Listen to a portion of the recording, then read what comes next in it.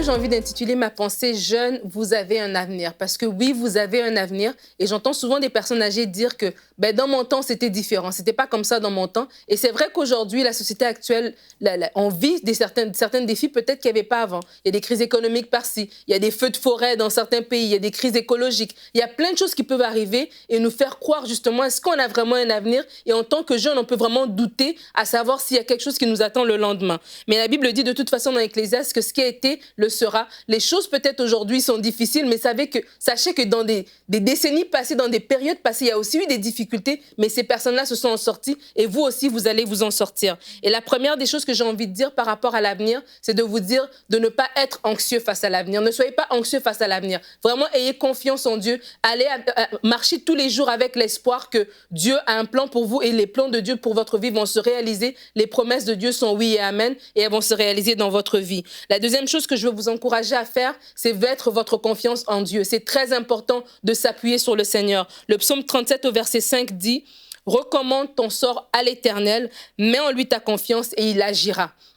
Et vraiment, en tant que jeune, si vous êtes dans un contexte des fois difficile et vous vous sentez vraiment oppressé ou accablé par ce qui se passe autour de vous, recommandez votre sort à l'Éternel. Dans vos prières, dites-le vraiment, verbalisez-le que moi, ma vie, elle est dans les mains de Dieu. Dieu conduit ma vie, Dieu a un plan pour moi et moi, ma vie va aller de gloire en gloire parce que je sers Dieu, parce que je sers la parole de Dieu dans mon cœur. Il a un sentier tout tracé pour moi et il y a un avenir glorieux pour moi. La troisième des choses que j'ai envie de vous dire, c'est d'avoir la certitude que Dieu a un avenir pour vous, peu importe la situation politique ou économique de votre pays. Et ça revient à cela. Avoir la certitude dans votre cœur que Dieu a un avenir pour vous. Et vraiment, les situations extérieures, surtout en tant que jeunesse, on peut se dire que les gens avant nous, ils ont profité des belles années. Eux, ils ont eu des belles caisses de retraite. Eux, ils ont eu des bons emplois. Et aujourd'hui, la situation du travail, elle est plus compliquée. Eux, ils ont eu un chemin tout tracé au niveau des études. Et aujourd'hui, c'est plus difficile. Mais vraiment, dans votre cœur, vous devez avoir la certitude que Dieu a un avenir pour vous. Et il y a un verset dans Daniel 2, versets 19 à 23,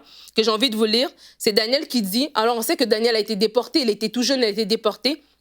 Au chapitre 2, il dit, c'était alors que le secret fut révélé à Daniel, par rapport à une vision, dans une vision pendant la nuit. Il bénit le Dieu du ciel en disant que le nom de Dieu soit béni d'éternité en éternité. C'est à lui qu'appartiennent la sagesse et la force. C'est lui qui donne les temps et les circonstances, qui renverse et établit les rois, qui donne la sagesse aux sages et la connaissance à ceux qui ont de l'intelligence. C'est lui qui dévoile ce qui est profondément enfoui et caché, qui connaît ce qui est dans les ténèbres et la lumière réside auprès de lui. Et il dit quelque chose de très important que vous, jeunes, devez vous approprier. Il dit, Dieu de mes ancêtres, je te dis toute ma reconnaissance et ma louange parce que tu m'as donné la sagesse et la force et parce que tu m'as fait connaître ce que nous t'avons demandé, tu nous as fait connaître ce qui concerne le roi. Et vraiment, en tant que jeune, vous encourager. Daniel a dit, Dieu de mes ancêtres. Daniel s'est rapporté à ce qu'il a toujours su, que le Dieu de Jacob, le Dieu d'Israël, c'était son Dieu. Et de la même manière, vous avez un héritage spirituel. Et alors que Daniel s'est confié en Dieu, le Dieu de ses ancêtres, confiez-vous dans cet héritage spirituel. Seigneur, tu me donnes la sagesse et la force. Tu me donnes la connaissance de savoir où aller, de savoir où postuler. Mon avenir n'est pas caché parce que mon avenir est entre tes mains et je me confie en toi. Alors, jeunes gens, vous avez de l'avenir. Retrouvez la suite de ce programme dans l'émission Bonjour chez vous sur ENCI TV.